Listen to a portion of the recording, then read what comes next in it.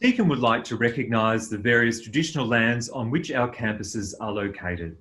We acknowledge the land, waterways and airways of the Kulin Nation and the Maar Nation.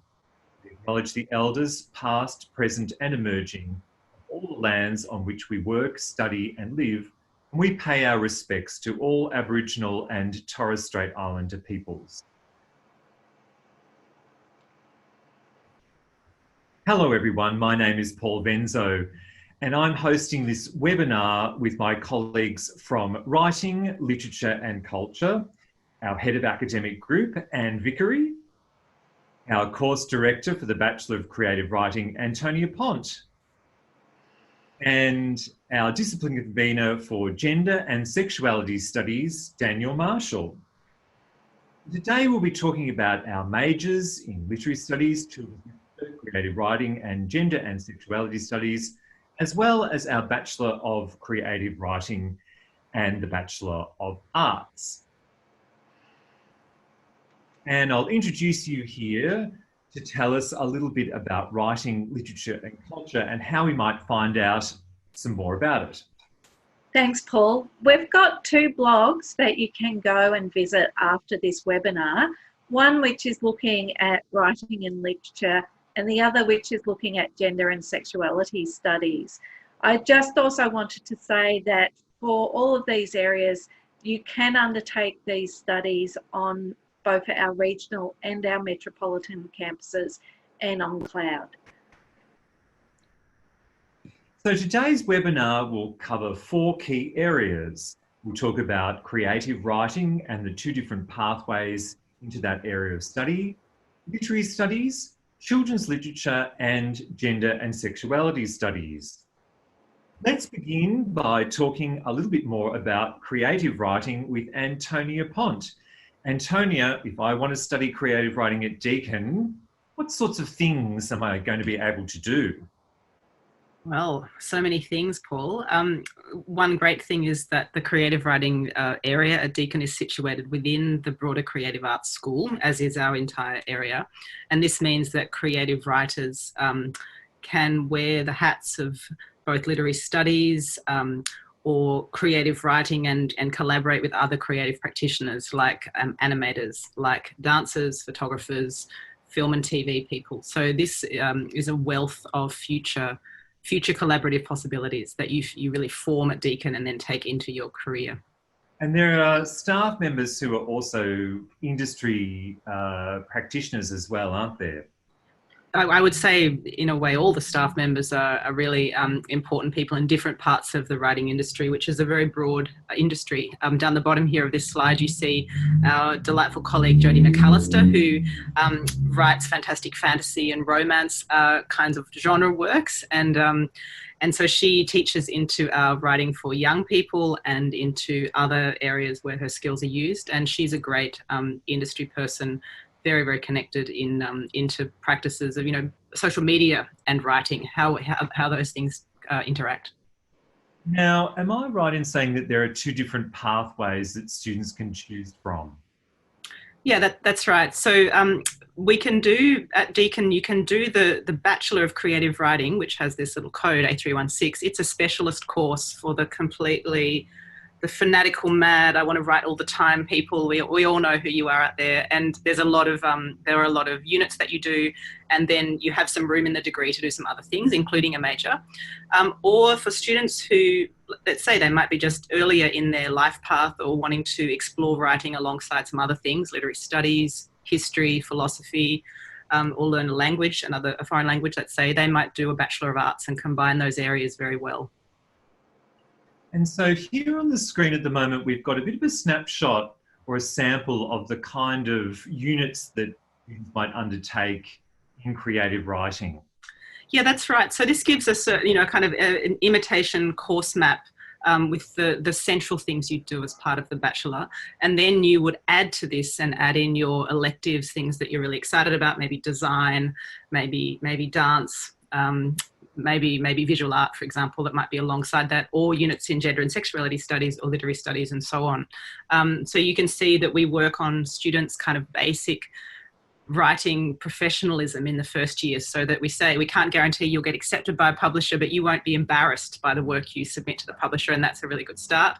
And then we move on into niche areas, and then by the third year, third level, students are doing quite sophisticated and longer kinds of things, also including advancing their editorial and collaborative skills. So it's pretty great. And where does that end up for our students? What sorts of skills do they acquire, and jobs might they be heading into? Well, as they say in the business, it's this kind of work prepares you for every job, in a sense. Our world is becoming, I think, not less text-based, not less writing-based, but more writing-based. The amount of written word that we consume in every kind of media is exactly the kinds of things that our students are prepared to provide to businesses, to large organisations, to government. And so I think this emphasis on the ability to be really nimble in communication, to be able to focus a level of communication that suits the context, that suits what's required. That's what students are trained in. While they do really fun assignments that they love, they are getting this training in creativity, in responding to creative constraints, to working within a brief and delivering to industry what's required. There are some hands-on activities that students will undertake as part of studying creative writing, aren't there? Yeah, so we have two publications that are associated with Deakin that we're very proud of. Wordly magazine is a more regularly published zine, a total student initiative. It's pretty exciting, and there's a strong chance that students will find their maybe first publication at Deakin in this magazine. There's also the long-standing journal Veranda. Third-year students can apply to be the editorial board for Veranda, which is an incredible industry opportunity, because by the end of it you have produced a magazine using all the usual industry and professional processes, and you can go into the world really confident from that, based on that, or you can be published there. And there are some fantastic work integrated learning opportunities too, aren't there? Yeah, and this applies obviously across our whole group, so maybe I'll speak for all of the areas. All of us all the students in our area can go into work integrated learning opportunities, and the students might bring their kind of dream placement to us, and we can facilitate it as a university. We're better placed to send those emails and make those phone calls and help that happen. Or we've got some established connections, such as the Jaipur Literary Festival, which from the photo you can see it's pretty incredible, and other national literary festivals and other publications, magazines, and so on. And some of our students have gone on to do some pretty amazing things, haven't they? Yes, and I wish we had more time in this presentation to have about 17 of these slides, but we've just taken a tiny sample. A very well-known writer of kind of informative, creative nonfiction essays, about really poignant things happening to the nation, and doing that investigative writing research is Anna Crean, who is a prize-winning writer from Deakin. And then we have another author, Craig Sherburne, who's also been awarded for his work. And there are so many. So we're very proud of our alumni. We'd like you to become one. Mm-hmm. We'll turn our attention now to literary studies. Now, I'm the discipline convener for literary studies, but I'd like to introduce Anne Vickery now to talk a little bit about this as well, because we both work in this area and we love it very much. And what might students expect when they come to Deakin to study literary studies? So one of the reasons why you'd be wanting to come and study literary studies is because you love books, you love reading, and you want to pursue that further. The idea of storytelling, to find out more about narrative. Alternatively, you might be wanting to do literary studies because you do want to have it as part of your major teaching method in English. Some of the skills that so it is strongly aligned with education. We have the capacity to build very high level writing skills, critical thinking, and those skills to work quite independently and to project manage, as well as to undertake collaborative research. And as Antonia was saying, these are skills that you can take into numerous areas. Students would be undertaking a wide range of assessments, such as essays, working with archives, working with reports and undertaking creative options. This is important in terms of really understanding structures of storytelling, other fictional forms, undertaking poetry. We look at historical periods and different cultural literatures from different cultures. There are a few specialist areas within literary studies at Deakin, aren't there? Yeah, so we look at Australian literature, but we also have a number of subjects on environmental literature, on fantasy, and on poetry. And we have some pretty amazing industry professionals, some great critical and creative authors within the literary studies team, don't we? These teachers are ones who have forged an international career. They are often editing leading journals such as Emily Potter, who's renowned for her work on climate change and who is now editing Journal of Australian Studies. So here on our screen, we have a sample of the kinds of units that you can undertake in the major. What sorts of things might students end up studying as part of the major here? So as you can see, we do a wide range. Students go from anywhere from Shakespeare, they do classics such as Jane Austen, they go into genre fiction such as horror, romance, but they also cover key aesthetic movements such as modernism, postmodernism and realism. And within this kind of range of units, they can select some other units from areas such as children's literature, creative writing and gender and sexuality studies. That's right. So there is plenty of ways to really build up a degree that follows those specialties, which then lead to a greater sort of areas of working in.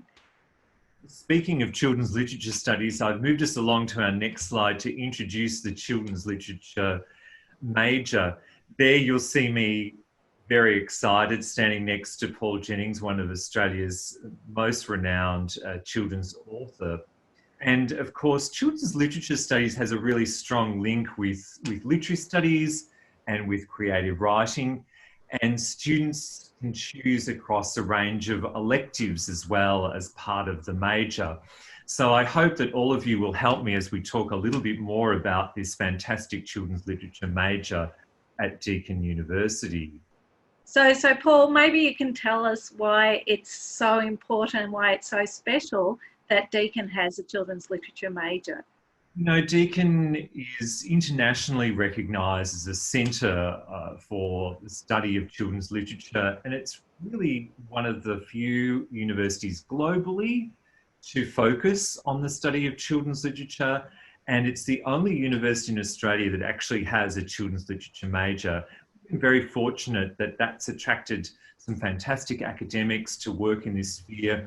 And we have students that have gone on to be writers of children's literature, and many of our teachers in Victoria and around Australia who've used this degree as part of their teaching practice. How important, Paul, is it to have studied children's literature when one goes into a school context, primary or secondary? We find that the graduates who end up in the teaching professions are really very highly prized and sought after by employees in that area because they have this specialisation, because they know how to select texts for study and incorporate them into their teaching practice. So it's actually a fantastic skill to have. It's great to have that on your degree. But not only in teaching, you know, perhaps if you're going to become a creative practitioner, or indeed if you're interested in like librarianship, the publishing industry as well. I'll move along so that we can talk a little bit about the kind of texts that you might encounter. So one of the things that we'd like to do is to introduce students to the study of a range of different genres within children's literature, including young adult fiction, picture books, graphic novels, and even some children's media, including television and film. So if you come to study children's literature with me, and the team at Deakin University, you might be studying things like the Lorax or Harry Potter, the Hunger Games, or even a film like the amazing animated film Princess Mononoke. So again, like literary studies, we cover a number of different areas within that broad heading of children's literature. Here we have, again, another snapshot of the kind of course that you might map out if you were going to study the children's literature major. We begin with 2 introductory units at first year level, and then we move into some historical study that's complemented by studies in other areas such as literary studies and, of course, gender and sexuality studies, which we'll be talking a little bit more about in a moment as well. And you can rest assured that if you're interested in any of these areas, that we have student course advisors that help you to map out your major when you begin with your enrolment as well. So I might call Anne Vickery back in here for a moment to talk a little bit about the kind of graduate employability for people that study literary studies and children's literature with Deakin. I think we've covered this a bit already. You know, we've already talked about moving into teaching, writing, editing, but there's other areas like working in libraries, working with government as public servants, working in journalism or as a diplomat. If you want further information or help, we have a fabulous service called Deakin Talent that will really assist you in finding the kinds of trajectories that you can move into. Daniel Marshall, you're in charge of gender and sexuality studies at Deakin. Why would I come to Deakin to study gender and sexuality? Thanks, Paul. It's so exciting to be here today to talk about this relatively new program at Deakin, which builds on longer histories of gender studies at Deakin. And I want to thank everyone for tuning in as we make these videos from lockdown. It's a very strange open day. So it's very exciting to talk about gender and sexuality studies. And I think one of the things that makes it really unique is that it does provide an interdisciplinary program that draws on studies of gender and sexuality to examine how these things are so important in our contemporary lives and how they can help us in the work that we do and the communities that we live in. There are a number of different kind of areas within gender and sexuality that intersect with different parts of community life and individual identity, aren't there? I think recent experiences of living through the same-sex marriage survey, debate, through the Me Too movement, one of the things we can take away from those experiences is that perhaps more than ever, gender and sexuality are a huge part of everybody's lives. I think we're past the point where you might think that something like feminism or gay and lesbian issues are kind of niche kind of concerns.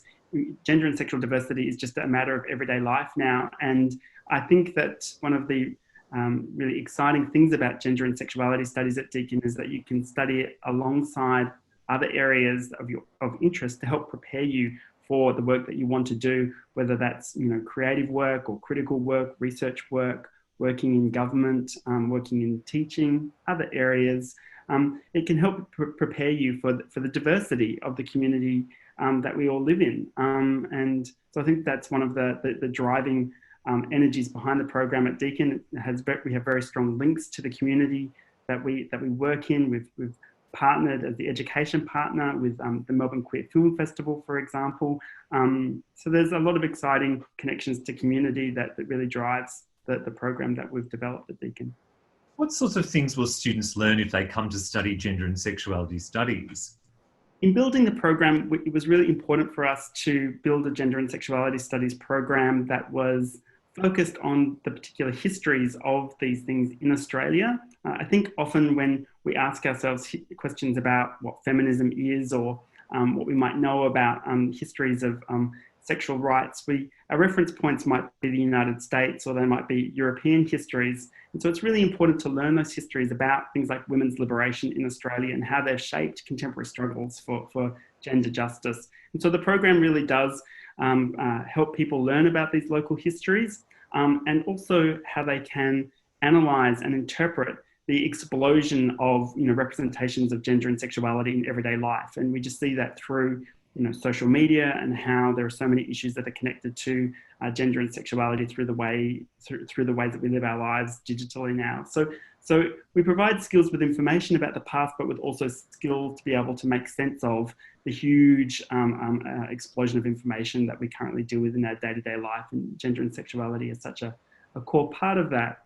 And I see you've brought up the map here, which sort of maps out our core units in gender and sexualities: AGS 101, AGS 102, AGS 200, and AGS 300, and an indicative list of some electives. And one of the key things that I draw people's attention to there is that if you study a major in gender and sexuality studies in the Bachelor of Arts, you can select electives from across different parts of the faculty. So perhaps you've got an interest in literary studies or writing, so you could build that into your degree. Perhaps you're studying criminology or history or other major areas in the Bachelor of Arts. And so you can really build your own type of Bachelor of Arts experience to reflect your interests and your particular skill areas. So it's a really exciting program that can take you in many different directions.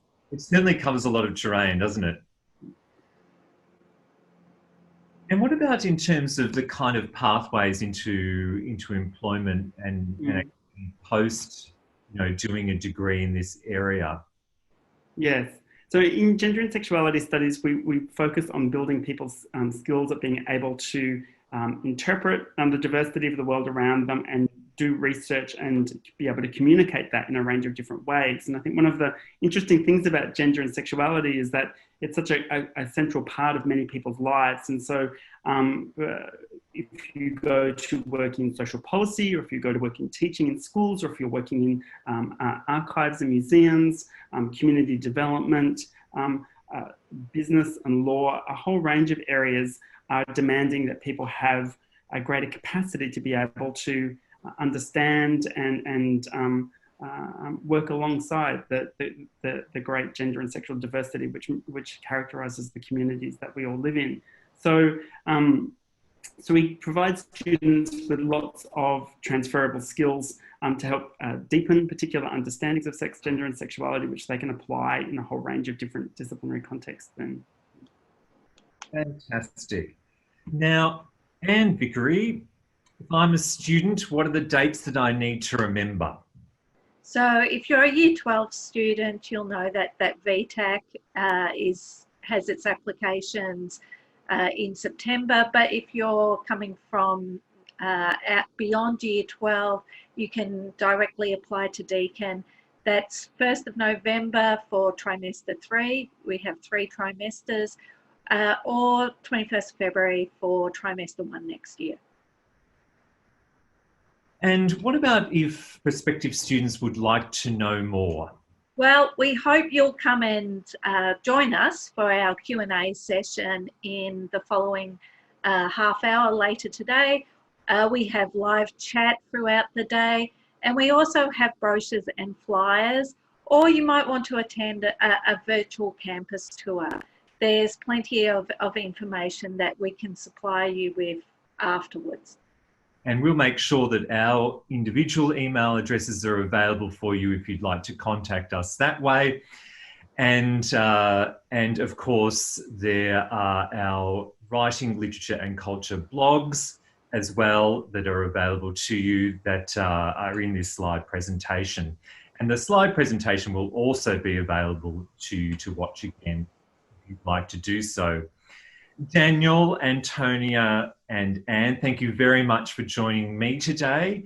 Thank you to all of the people that are viewing us, and we'd like to invite you now to join us for a live Q&A session. Thank you very much.